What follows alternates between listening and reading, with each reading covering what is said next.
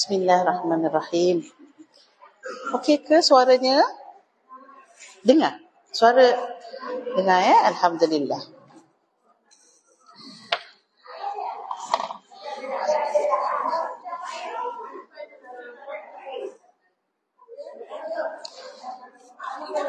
Saya nak check dulu muka surat 48 ke kita?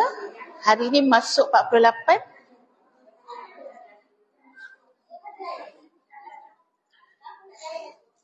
Kita hari tu dah habis rasanya syahadah. Syahadah, rukun syahadah. Ada siapa tanda tak?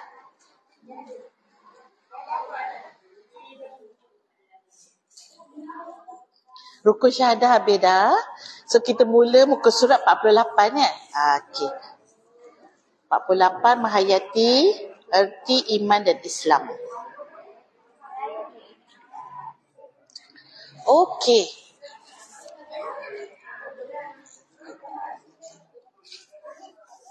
Siapa yang nak air boleh angkat tangan. Jadi tak adalah haus kita duduk dalam kuliah, insya-Allah. Masya-Allah, AJK sedang mengedarkan air mineral. Saya pun minum jugalah dulu. Jom ibu-ibu kita minum dulu.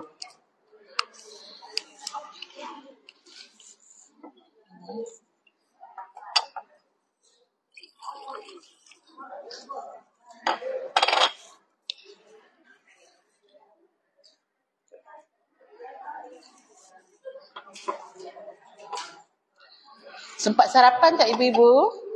Sempat dah, Alhamdulillah. Sebab kita mula awal sikit hari ni, pukul 9.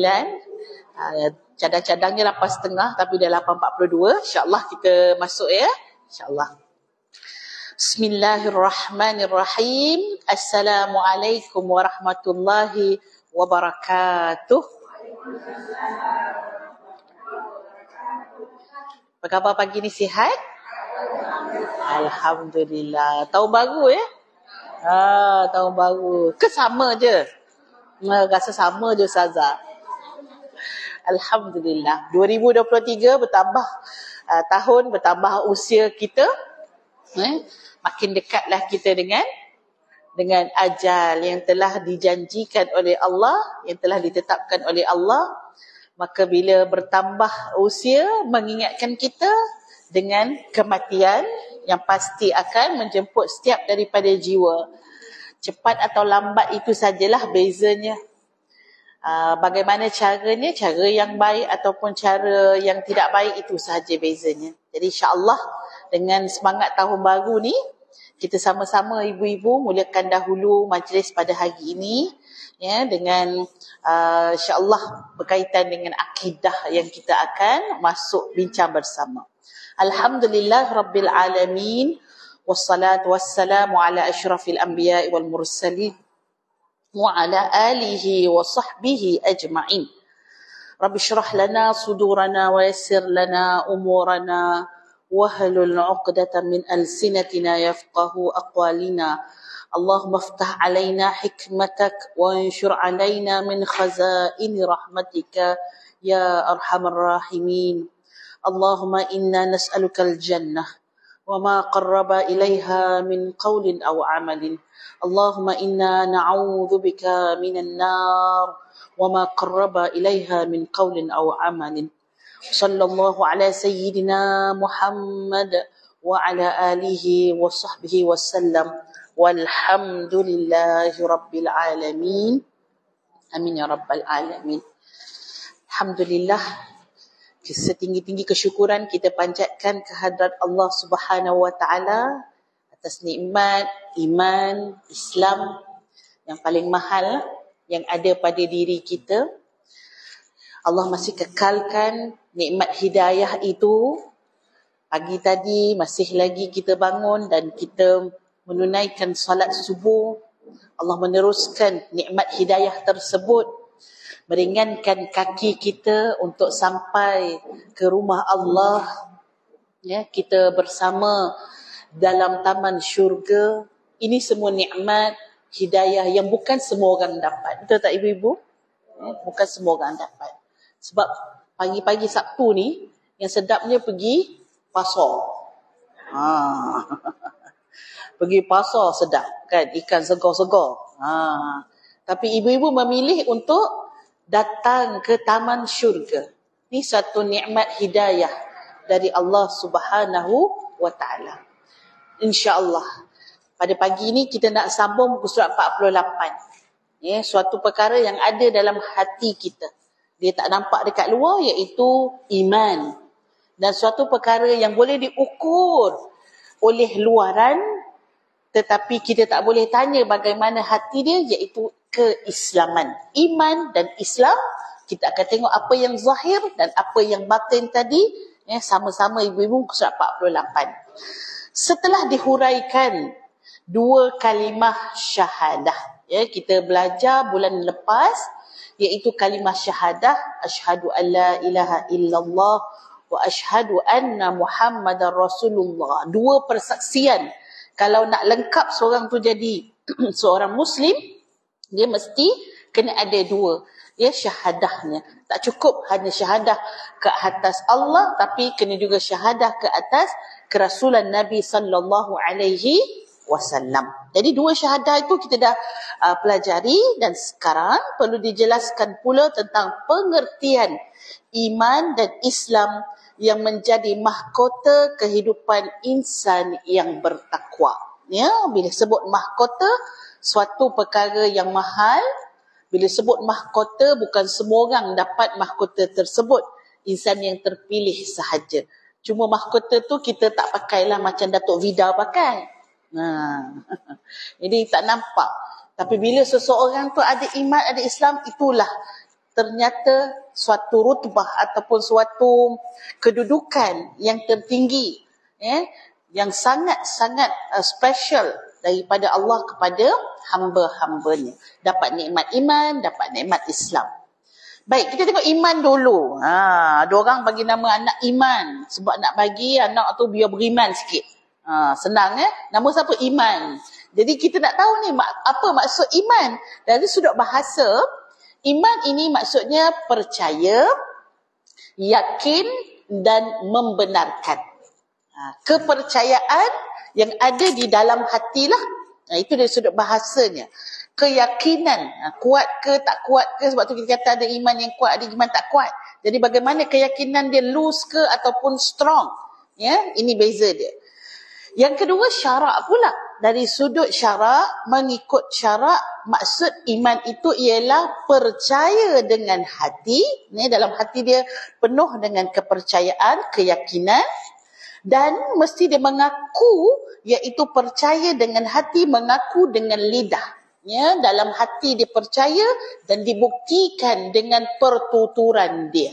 So pertuturan dia juga mesti melambangkan keyakinan dalam hati dia. So hati dia beriman, mulut dia pun mesti menyatakan keimanan tersebut. Aku beriman dengan apa yang diturunkan kepada Nabi sallallahu alaihi wasallam. Barulah dia nampak dia punya sekuen dia ataupun keseimbangan dia. Hati pun benar, mulut pun benar. Dan yang ketiga, iaitu anggota. So ada 3 anggota, ibu-ibu boleh bagi nombor dari sudut syarak, iaitu yang pertama, anggota pertama ialah anggota hati, yang kedua anggota lidah. Anggota ketiga ialah anggota tangan kita, kaki, apa sahaja anggota kita itu kena menunjukkan bahawa kita ini beriman kepada Allah Subhanahu wa ta'ala. Ada orang dia kata saya ni baik, saya ni kat luar je nampak macam ni, tapi dalam hati saya baik. Boleh percaya tak? Jangan percaya. Itu sembang je kan. Sebab kalau orang tu dalam dia baik, dalam hati dia beriman, mesti dia kena tunjukkan di luaran itu dia membenarkan tasdik apa yang ada di dalam hati. So kata kalau hati dia baik, luar dia mesti dia kena tunjuk yang baik. Tapi luar baik tak semestinya hati baik. Sebab yang dalam hati tadi tu urusan Allah. Nahnu nahkumu biz-zawahir wallahu yatawallas sarair. Iaitu kita akan hukum apa yang ada di luar, tapi Allah yang mengetahui apa yang ada di dalam hati dia. Tapi sebagai seorang mukmin, kita kena buktikan keimanan kita dengan hati, dengan lidah, dengan anggota tubuh badan kita. Maka jom kita tengok lagi, ilmu yang dipelajari adalah untuk menyempurnakan pengenalan iman. Justeru orang lelaki yang beriman disebut mukmin. Ni nama gelaran ni ibu-ibu. Orang lelaki yang beriman disebut mukmin. Kalau orang lelaki yang Islam disebut muslim. Muslim dia bawah lagi pada mukmin. Mukmin atas sikit lah. Sebab kadang-kadang ada orang tu dia muslim. Maksudnya dia dah syahadah. Tapi dia belum mukmin lagi. Ada orang dia mukmin tapi dia belum muhsin. Muhsin yang lebih tinggi daripada mukmin. Muhsin itu orang yang ihsan. Ihsan ni apa? Waktu dia melakukan ibadah, dia rasa dia memerhatikan Allah ataupun dia diperhatikan oleh Allah Subhanahu wa ta'ala, iaitu muhsin. Jadi kalau kita dah muslim, kita berharap kita dapat naik tangga jadi mukmin. Kalau tak mukmin, kita dapat naik tangga sebagai muhsin. Manakala orang perempuan yang beriman pula, terbaliklah, orang perempuan yang beriman, dia tambah sikit ujung dia, mukminah. Orang perempuan beriman, mukminah. Tengok pada ayat surah Al-Baqarah ayat 256 yang berbunyi, a'udzubillahi minasyaitonirrajim, faman yakfur الطاغوت ويؤمن بالله فقد استمسك بالعروة الوثقى لا انفصام لها والله سميع عليم. Sesiapa yang kufur dengan taghut, iaitu syaitan ataupun berhala, dan beriman dengan Allah, maka sesungguhnya dia telah berpegang teguh dengan ikatan kukuh yang tidak terputus. Dan Allah Maha mendengar lagi Maha mengetahui. Jom kita tahlilkan sedikit ayat ini. Kita detailkan sedikit ayat ini. Baik. Dalam ayat ini ibu-ibu ada sebut tak Asma Allahul Husna? Ada tak? Ada. Apa? Di mana? Asma Allahul Husna. Asmaul Husna. Sami dengan Alim. Dua tu ialah nama Allah. Nama Allah iaitu Allah yang Maha mendengar, Sami', dan Alim, Allah yang Maha mengetahui. Baik. Dekat atas ada dua perbuatan yang berlawanan. Di mana perbuatan yang berlawanan itu? Yang pertama, yakfur. Betul ya? Yang kufur. Lawan kufur ialah yu'min. Yang atas tu lawan dengan yang bawah. Yakfur maksudnya kufur lawannya beriman. Beriman lawannya kufur. Kalau mukmin lawannya kafir. Kafir lawannya mukmin. Dia sepatutnya adalah suatu sifat yang berlawanan. Tapi Allah Subhanahu Wa Taala hebat. Maha hebat Allah. Allah letak dalam ayat ini walaupun dia yakfur, tapi maksudnya yakfur bukan yakfuru billah, tapi faman yakfur bit taghut.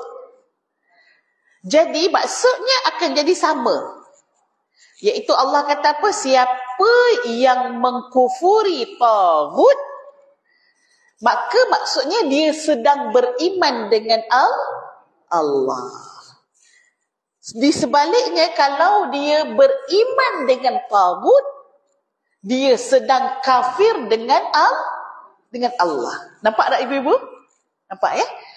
Di dalam ayat tu sebenarnya dia berlawanan. Yakfur dengan yu'min. Iaitu yang kafir dan yang mukmin, ini perkataan yang berlawanan, bias. Tapi subjeknya iaitu dia kufur dengan taghut That's mean ataupun itu adalah maksud dia sedang beriman dengan Allah. Ada tak orang dia ambil dua-dua? Dengan Tauhid pun beriman juga, dengan Allah pun beriman juga. Ni imannya pagi, petangnya kufur. Ada. Ujung zaman ni lagi banyak. Solat juga. Pergi bumuh tak tinggal. Solat juga. Menilik, ramal nasib. Macam-macam ibu-ibu ada yang kad-kad tu kan. Saya tengok kat TikTok, kad tenung nasib. Saya cakap, ini muka macam Melayu.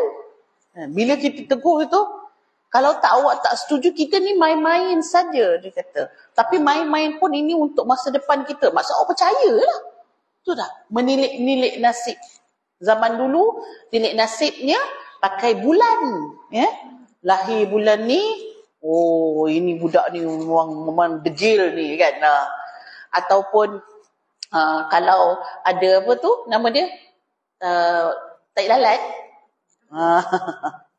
Tak lalat dekat sinilah, tak lalat dekat sini. Semua ada maksudnya kan. Menilik nasib. Sepatutnya kita kena optimis pada Allah. Allah bagi kita macam mana sekalipun, mesti ada kebaikannya. Bukan dah kata dah, kalau lahir bulan ni memang sial ni.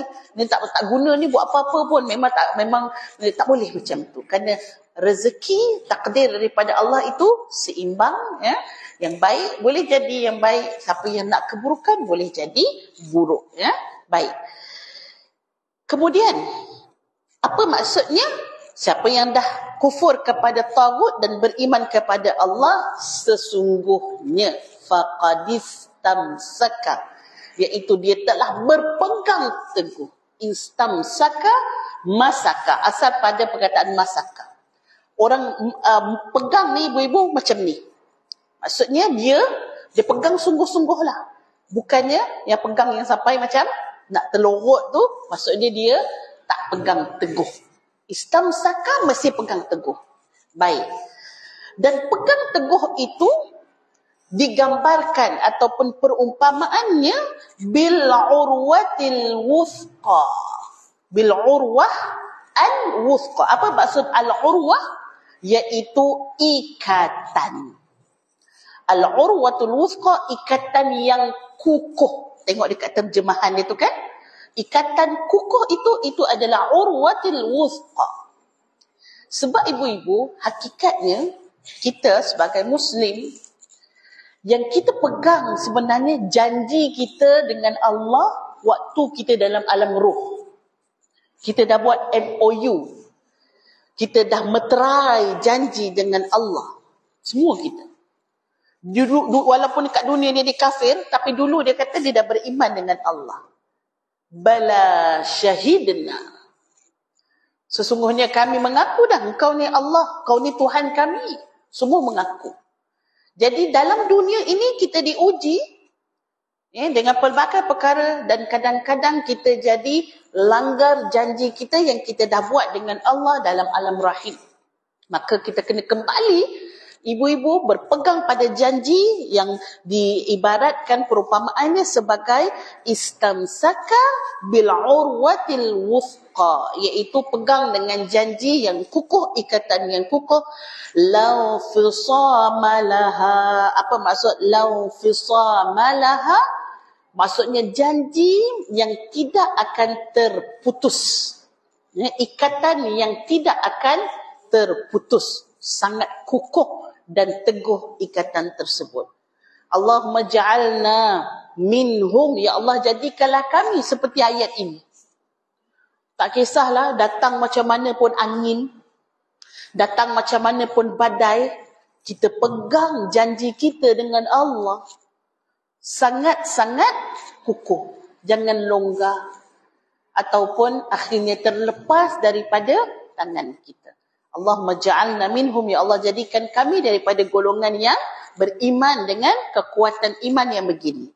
Jom kita tengok lagi pada ayat 97 dan 98 surah Al-Baqarah pula berbunyi, A'udzu billahi minasyaitonir rajim.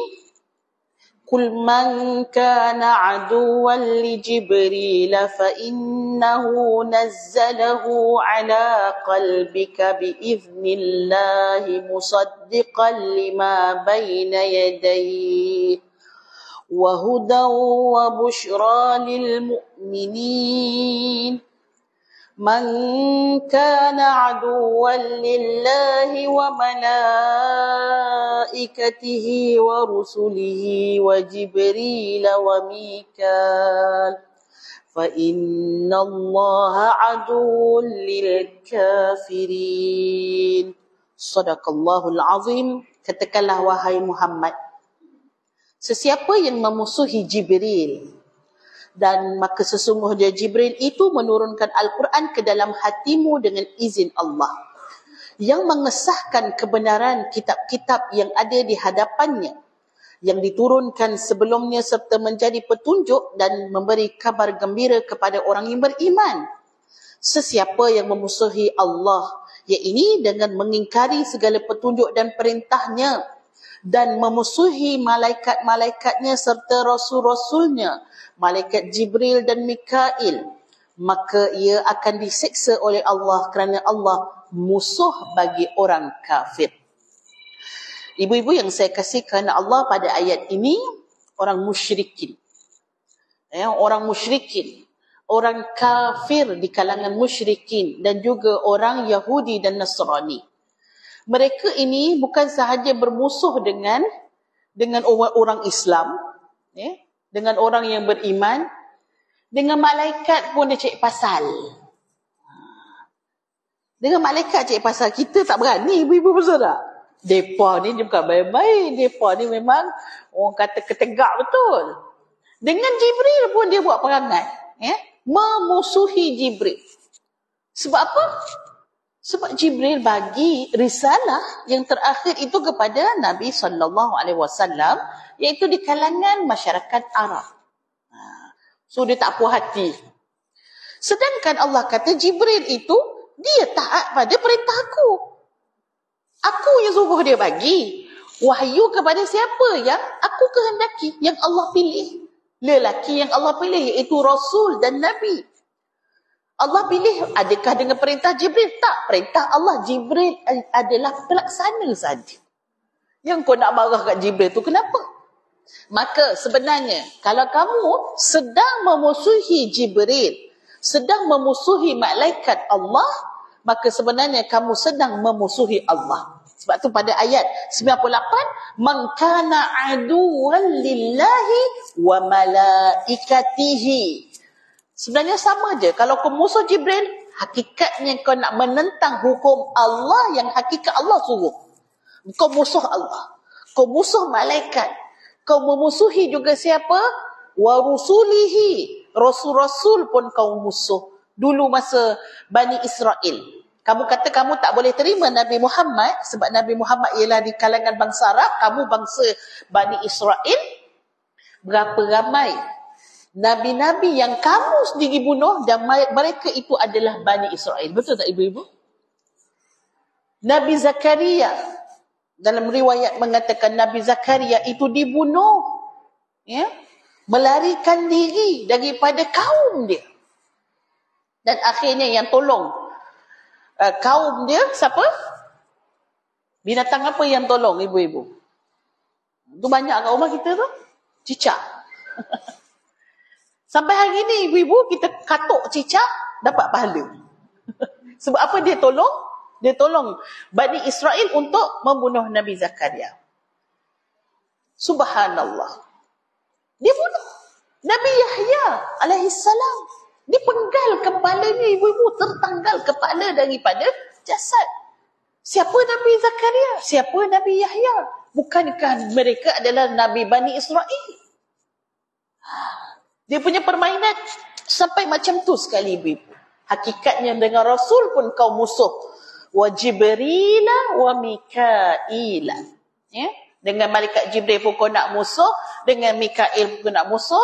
Hakikatnya kau memusuhi apa yang datang daripada Allah. Bermusuh dengan Allah. Dan Allah kata, fa inna Allah. Kamu nak musuh dengan Allah? Mari sini Allah kata, aku isytiharkan. Sebenarnya Allah bermusuh dengan orang kafir. Kamu nak benci-benci dengan Allah, Allah pun benci kalian. Sehingga meletakkan kalian ini adalah musuh Allah. Aduun iaitu musuh ibu-ibu. Banyak kan perkataan aduun, dekat atas ada aduun kan. Kul man kana aduwan. Lepas tu bawah lagi man kana aduwan lillah 98. Kemudian fa innallaha aduun. Jadi dapat perkataan ini ibu-ibu. Perkataan-perkataan ni kadang-kadang dalam Al-Quran ini perkataan ni berulang. Ya.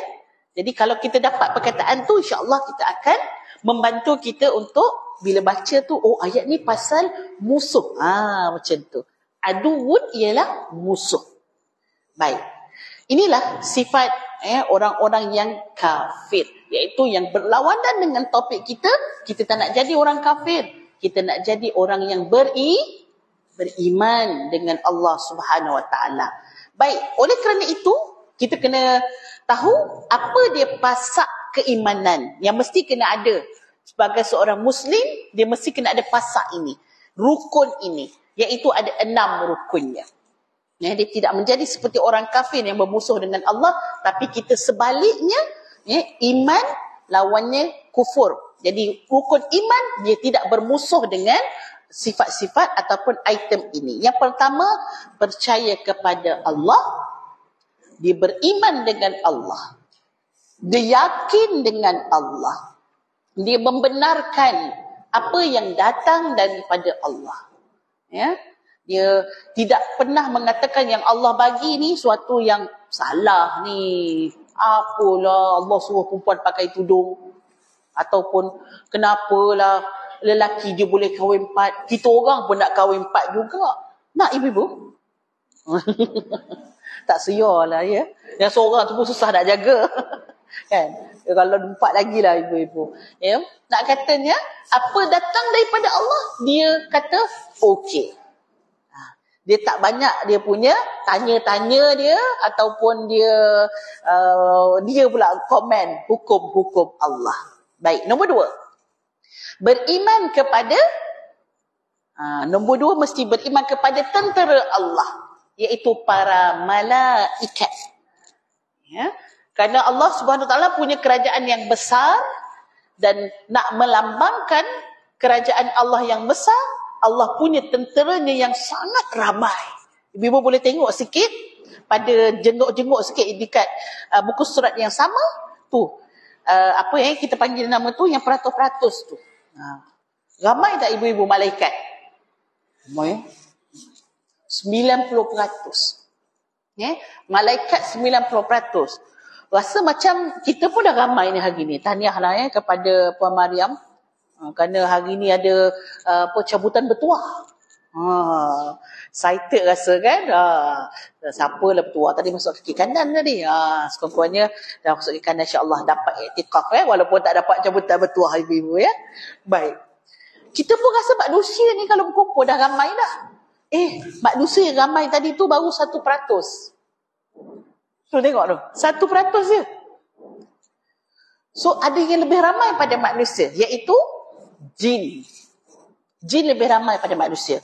Yang mengambil peratus 9%. So jin ramai lah. Jin pula umur dia panjang. Manusia umur, kalau umat Nabi ni 63 lah. Subsidi pun kadang-kadang sampai 80. Ya, kalau sampai 100 tu dah tak tahulah nak buat apa kan. Makan pun dah nak kan, solat pun dah lupa kan. Subsidi cantik-cantik ni 60 lebih lah macam tu. So kalau jin beratus tahun umur dia. Umur kau berapa? Dia bercakap dengan jin kan. Kadang-kadang sebenarnya dia menipu je. Tapi memang umur jin memang panjang-panjang ibu-ibu. Umur dia panjang. Jadi dia 9%. Jin pun berkahwin. Ya. Bagaimana kehidupan kita berkeluarga, mereka pun berkeluarga juga ibu-ibu. Macam mana kita kena solat, mereka pun kena solat. Jin ada jin yang kafir, ada jin yang Muslim. InsyaAllah kalau ada masa kita tadabbur surah jin. Kat situ memang menyatakan bagaimana kehidupan hakikat para jin. Okay? Cuma jin ni kalau dia baik dia, tara dia baik dia, tara manusia yang jahat sekali lah. Macam tu Dia punya nakal dia tu lebih sikit. Baik.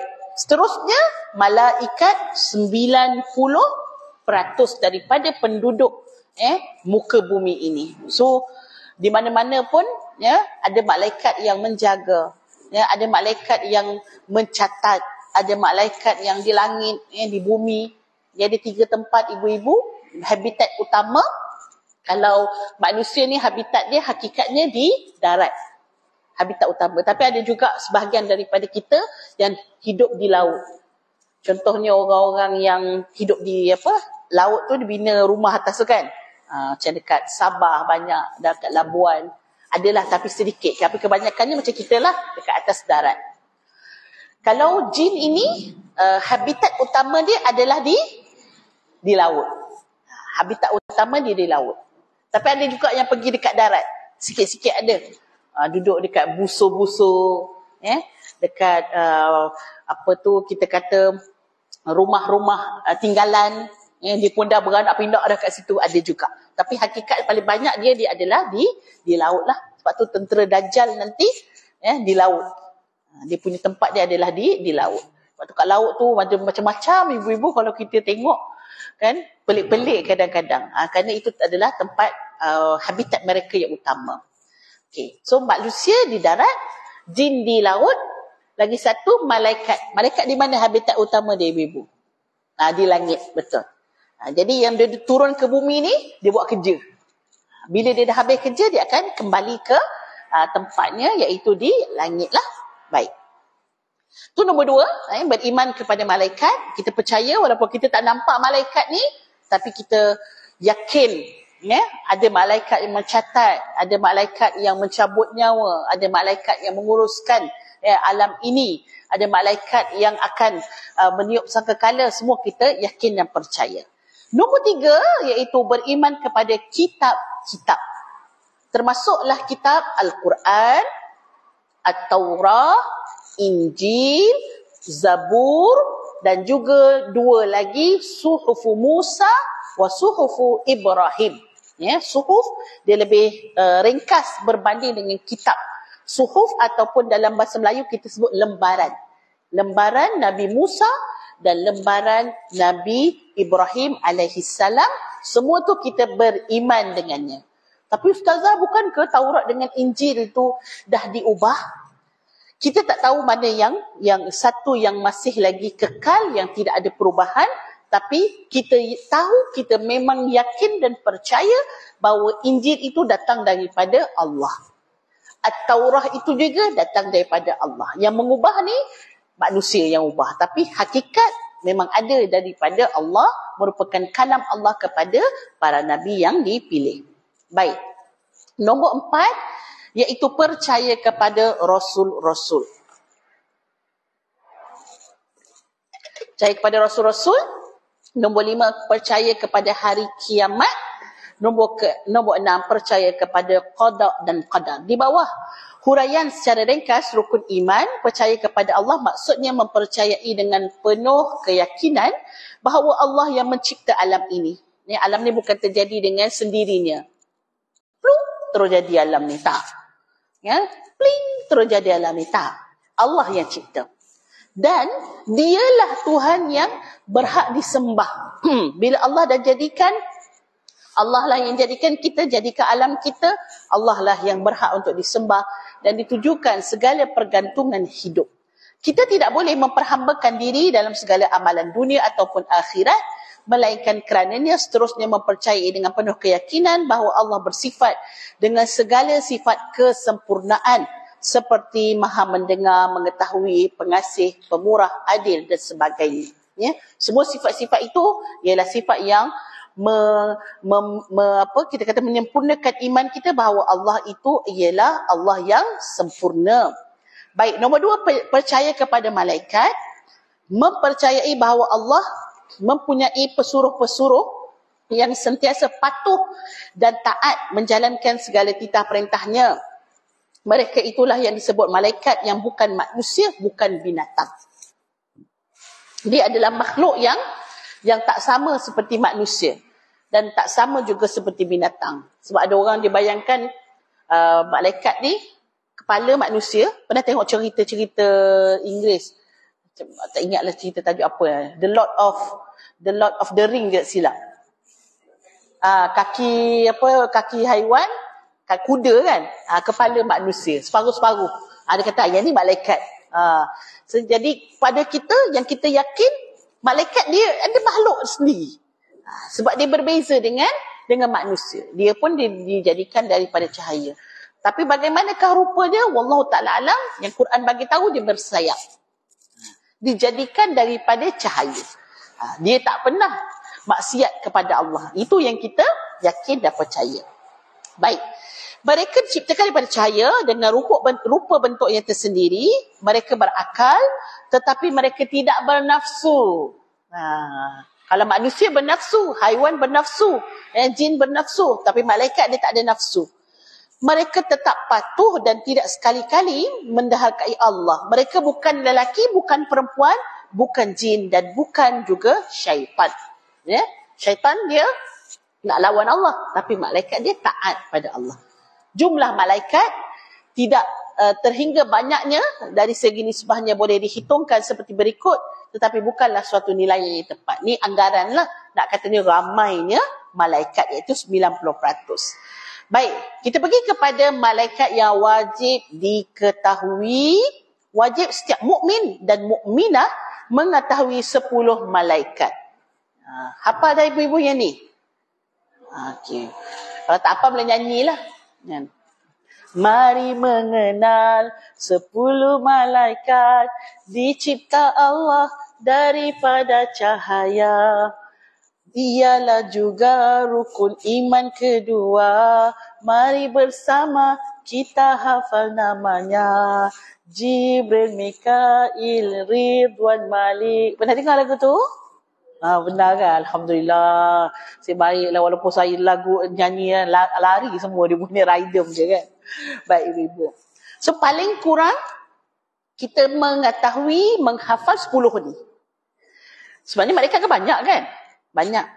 Maksudnya kalau kita tak tahu yang lain-lain tak apa. Tapi sebagai seorang mukmin dan muslim, yang 10 ni yang merupakan ketua-ketua para malaikat. Dan 10 ini adalah ketua, dan ketua kepada ketua ini adalah Jibril. Kalau dalam surah Al-Qadar kita baca, inna anzalnahu fi lailatul qadr wa ma adraka ma lailatul qadr lailatul qadr khairum min alf syahr tanazzalul malaikatu warruh.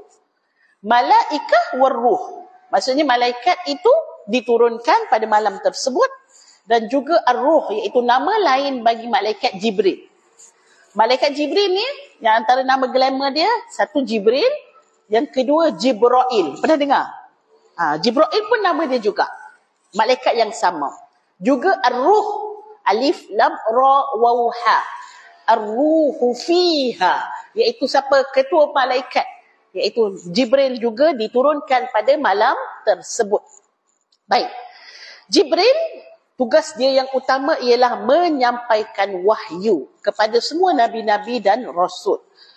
Nombor 2, iaitu Israel, mencabut nyawa. Setakat ni saya tak pernah jumpa lagi lah orang bagi nama anak Israel.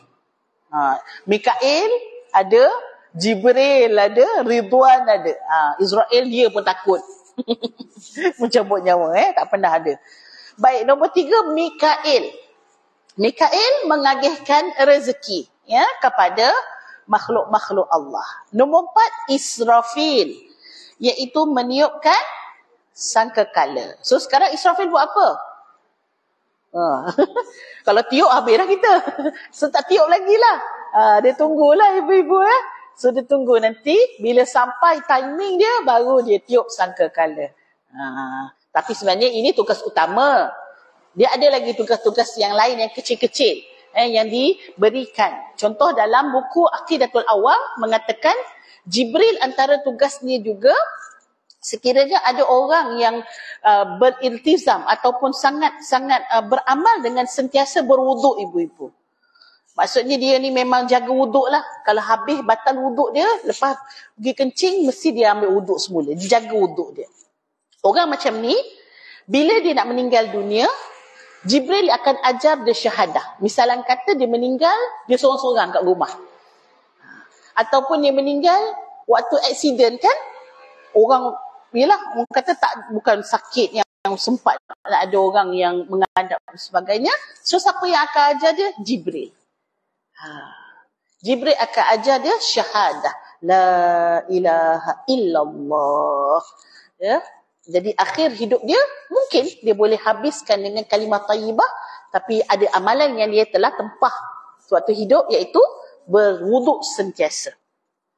Baik, seterusnya munkar, menyoal di kubur. Munkar dengan nakir dia sama, dia punya job description sama, menyoal di kubur. Ya, kedua-duanya akan datang untuk menyoal apa soalan SPM lah, soalan padang mahsyar.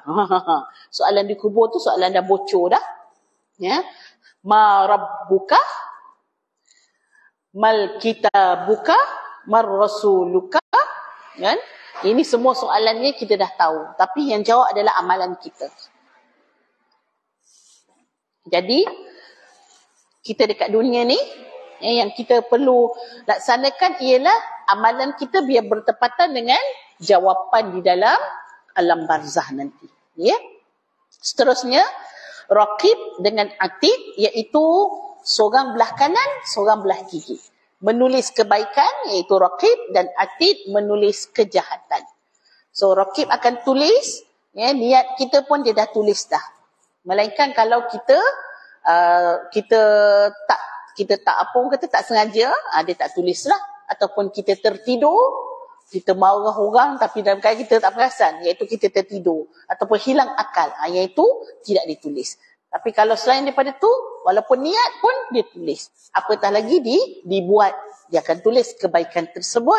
Dan satu kebaikan menyamai 10 ganjaran yang ditulis.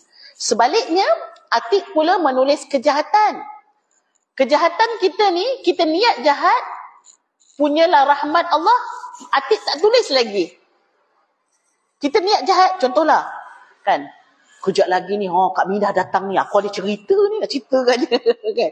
Nak cerita pasal apa? Cerita pasal Kak Joya, bukan nama sebenar. Katalah kita nak mengumpat. Kita dah niat dah ni. Masa tu atid tulis tak? Tak tulis lagi ibu-ibu. Ya? Masa kita niat nak buat jahat, kita tu dia kata tak apa dulu, biar dulu. Tak tulis lagi. Selepas kita buat kejahatan tersebut, ya, ditunggu pula 6 jam. Dalam satu hadis sebut 6 jam selepas kejahatan dibuat, tak ditulis lagi masa kecemasan untuk kita. Kalau lepas pada kita buat maksiat, buat dosa, kita bertaubat, istighfar, astaghfirullahalazim, apa aku dah buat ni? Astaghfirullahalazim. Kalau berkait dengan hak manusia, sempat kita minta maaf kat dia, pulang balik hak dia. Sempat minta ampun pada Allah, menangis, keluar air mata penyesalan, atid tak jadi tulis. 6 jam. Masa kecemasan untuk kita. Selepas 6 jam, kan, tak bertaubat juga si Makcik Kiah ni, kan. Bukan nama sebenar, ya. Tak bertaubat. Dia tulis ibu-ibu. Atid kena tulis kejahatan yang kita buat. Satu kejahatan, berapa balasan yang dituliskan? Satu. Satu kejahatan, satu juga yang ditulis. Berbanding dengan kebaikan tadi, subhanallah, niat dah tulis dah 1. Bila buat tulis 10. Nampak tak? Kalau imbang-imbang betul-betul ibu-ibu, jom kita sama-sama imbang, kita naik dekat atas timbangan nanti masa dekat padang mahsyar. Rasa-rasa boleh jadi tak? Macam boleh yakin tak berat belah kanan? Satu kebaikan 10 ni. Yang kejahatan ni punya banyak dia punya excuse dia. Niat pun tak tulis lagi. Lepas tu dah istighfar tak tulis pula. Lepas tu bayangkan kalau kita dalam Ramadan nanti, kita minta Allahumma innaka afuun karimun tuhibbul afwa fa'fu anna. Allah kabulkan doa kita. Yang kita tulis tadi tu semua Allah suruh malaikat atid ni padam. Delete. Rasa-rasa boleh berat belah kanan tak ibu-ibu? InsyaAllah kan? InsyaAllah. Kalau tengok macam tu, ya Allah, insyaAllah boleh belah kanan. Tapi sangat-sangat pelik.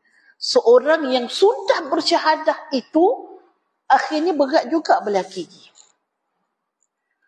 Maksudnya dia memang tak buat baik langsung lah ni kot.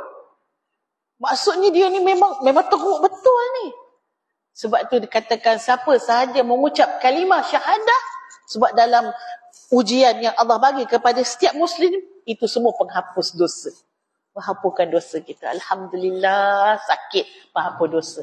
Alhamdulillah Allah bagi ujian penghapus dosa. Subhanallah. Jadi sangat mudah orang yang beriman dapat masuk syurga, sangat mudah. Tapi sangat-sangat sukar pada siapa yang dalam beriman dia ada penyakit hati. Sebab yang penyakit hati ni yang akan merosakkan ni semua amalan sini. Rupanya dia buat amalan, tapi buat amalan bukan kerana Allah. Nak tunjuk ke orang. Rasa takjub, rasa diri bagus Allah. Sebab tu orang kata apa? Amalan-amalan buat juga, tapi kena jaga hati. Jaga hati daripada sifat-sifat yang merosakkan amalan kita. Nombor 9, ibu-ibu Ridwan, iaitu menjaga syurga. Ridwan ni mukanya sangat manis. Tengok muka dia pun rasa dah bahagia dah. Tapi Malik, muka dia dah cukup untuk menggambarkan bagaimana dalam tu. Sebab apa dia punya garang, ibu? Sebab orang yang nak masuk dalam neraka ni, sampai tak mampu kakinya melihat kepada sengsaranya, baru tengok pintu, ibu-ibu. Belum masuk lagi, baru tengok ikut depan. Allahu Akbar. Jadi, penjaganya memang kena bengis. Masuk. Dihalau ibu-ibu. Masuk. Dulu kat dunia. Tak nak bertaubat. Masuk kau sekarang. Sebab orang dalam tu memang orang-orang yang dahulu Allah dah bagi hidayah. Allah bagi hidayah macam mana? Saya dulu tak ada orang. Allah bagikan hati. Hati kita ni boleh beza. Mana yang satu rasa tenang, mana satu rasa tak tenang. Yang tenang itulah kebaikan. Semua orang ada hati. Allah bagi jiwa. Jiwa kita ni hanya suka yang betul saja sebenarnya. Tengok budak-budak fitrah kanak-kanak. Saya pernah jumpa seorang jiran ibu-ibu. Jiran saya ni bukan Muslim. Sembangan dia. Saya cakap, orang kata campur-campur lah cakap Inggeris macam tu dengan dia, sebab dia bukan Muslim. Kemudian tanyalah, anak awak pandai, anak dia main dengan anak saya, anak awak pandai cakap Melayu? Dia kata, sikit-sikit lah pandai cakap Melayu. Tapi perkataan yang paling lekat kat mulut anak dia apa tahu? Masjid dengan surau. Allahu Akbar. Saya berdarah-darah. Cakap, ya Allah. Tak tahu anak dia yang paling suka, kalau masjid tu, dapat masjid dia, ni masjid, dia baca lah nama masjid tu. Dia bukan Islam. Bukan Islam. Tapi anak dia paling suka nama masjid dengan nama surau. Fitrah. Jadi semua jiwa Allah dah bagi suka kepada kebaikan, suka kepada Tuhan. Tapi bagaimana diri kita pergi ikut apa yang kita suka ataupun kita sombong dengan Allah. Kita pergi kepada apa yang lawan, kita lawan jiwa kita. Jiwa kita suka yang baik tapi kita pergi yang buruk. Na'udzubillah min zalik. Ibu yang saya kasih kerana Allah, kita berhenti pada pusat 49. Nanti kita masuk kepada percaya kepada kitab. Ada soalan ibu-ibu? Sila. Tadi saya mula lewat sikit tadi, 8.42, 43 tadi saya mula. Jadi saya buka untuk 10 minit yang terakhir ini. Soalan, sila. Soalan berkait dengan tajuk pun boleh, tidak berkait dengan tajuk pun boleh. Ada mic ke? Puan Mariam? Ada soalan?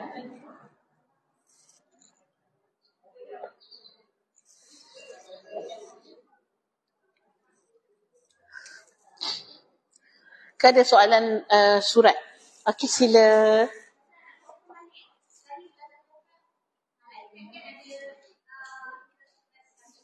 Betul?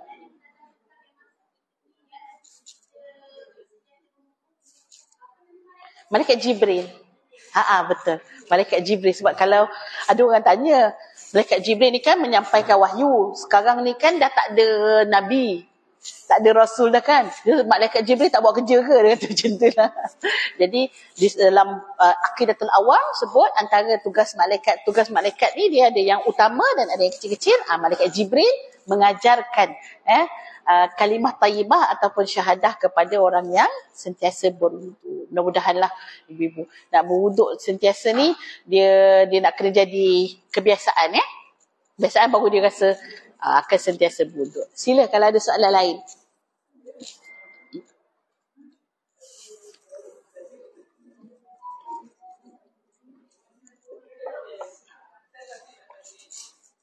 Sila Puan Mariam.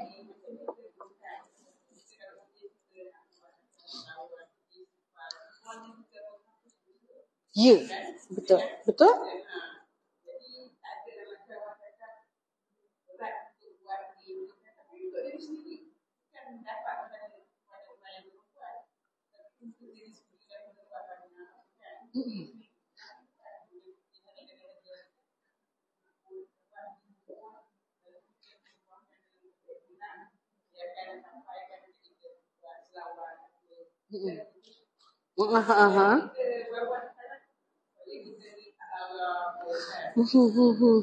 Bukan buat untuk orang lah. Bukan buat untuk orang.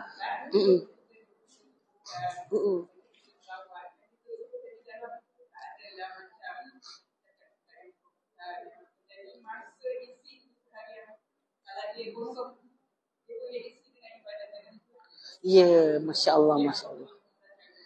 Oh, insya-Allah.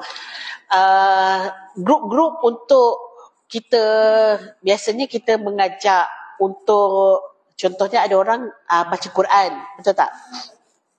Grup untuk baca Quran, grup untuk selawat, grup untuk zikir. Dia bagus dari satu sudut, memang sangat bagus, iaitu mengingatkan kita secara beramai-ramai lah.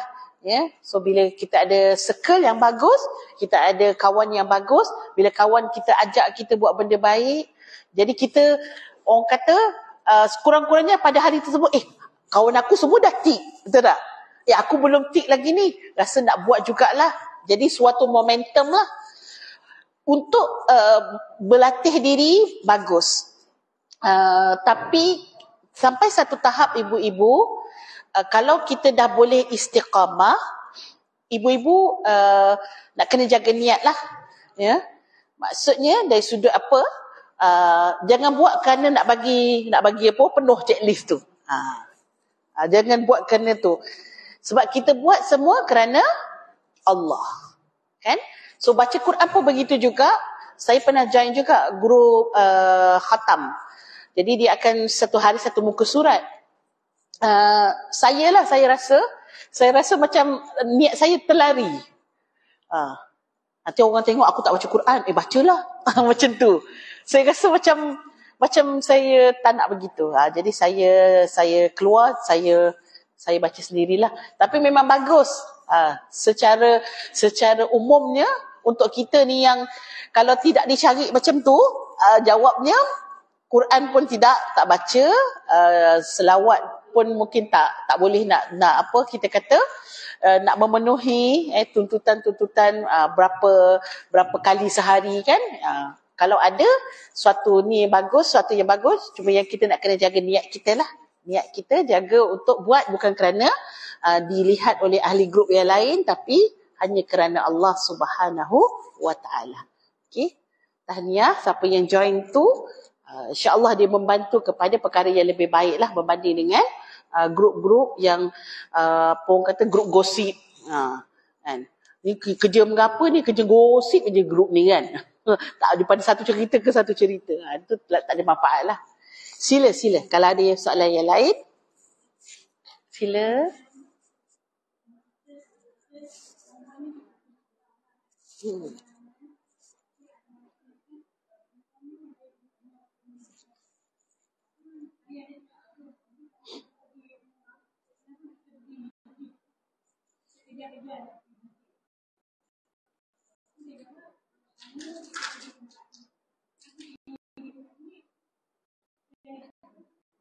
Oh, yang apa masjid tadi tak faham sangat.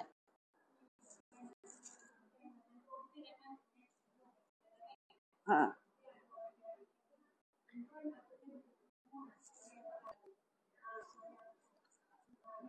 Ha. Ha.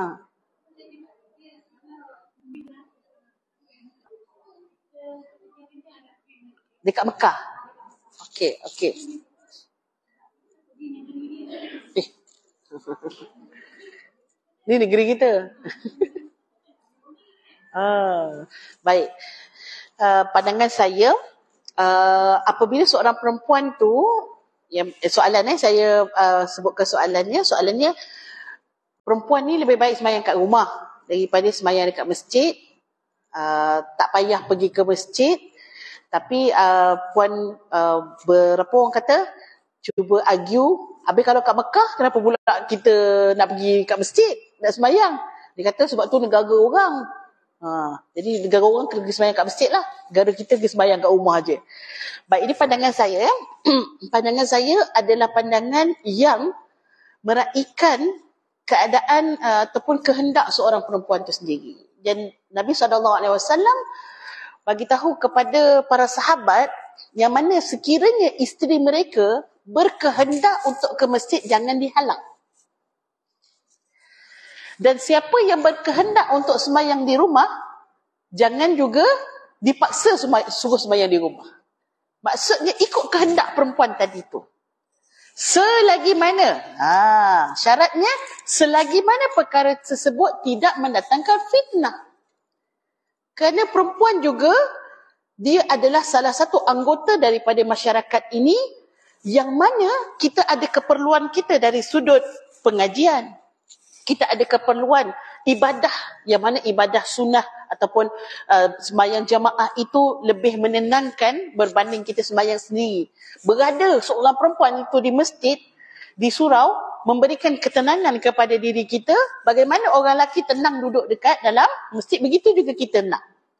Kita adalah sebahagian daripada manusia yang ada dekat dalam dunia ini. Jadi kita juga diberikan hak tersebut. Jadi kalau kita nak pergi masjid, jangan dipaksa ataupun jangan dihalang. Kalau kita nak sembahyang di rumah juga jangan dihalang untuk kita sembahyang di rumah. Namun ada hadis yang lain mengatakan afdal, wanita itu sembahyang di rumah ataupun di rumah tu, di ruang tamu, lebih afdal untuk dia sembahyang di bilik. Maksudnya lagi tersorok, lagi bagus. Ini dari sudut apa? Keafdalan. Tapi dari sudut boleh, tidak masalah. Harus untuk perempuan itu sembahyang di masjid.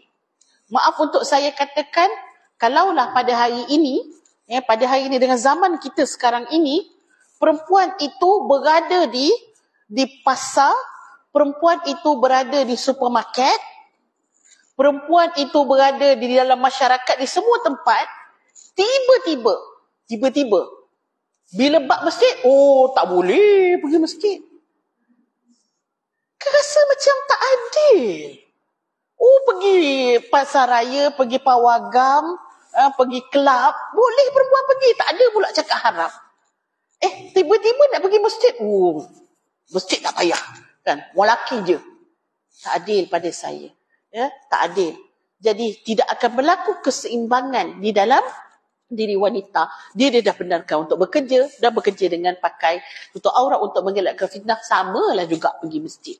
Pergi masjid dalam keadaan bukan dia menjadi ejen fitnah, tapi dia menjadi perempuan yang menjaga diri dia supaya tidak terbuka pintu-pintu fitnah. Tidak ada masalah untuk dia pergi ke masjid. Ini pendapat saya pada waktu ini yang saya rasa sangat tidak adil lah untuk kita menyekat perempuan. Akhirnya yang kita tengok perempuan lebih lalai, dibenarkan untuk terbuka, tapi bab agama sembahyang kat rumah. Kan, sangat-sangat tidak adil. Wallahu taala a'lam. Terima kasih ibu-ibu atas sesi kuliah duha yang diberikan ruang untuk kita bersama pada hari ini. Sedikit daripada saya, kalau ibu-ibu nak Ramadan kan, mungkin dah start Rejab 23, betul 23 kan? Minggu depan kita dah start